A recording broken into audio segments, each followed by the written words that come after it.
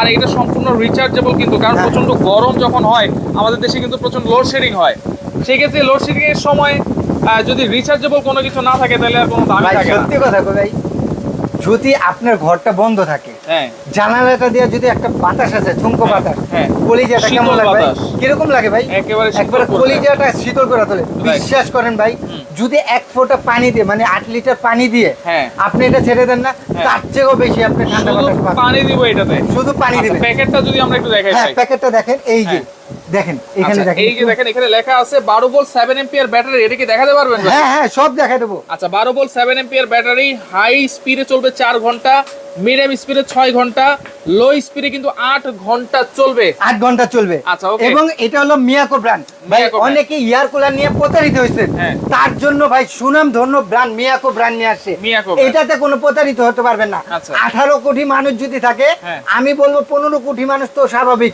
তারা এই প্রত্যেকটা ঘরে একটা না একটা প্রোডাক্ট মিয়াকোর product আছে। আছে।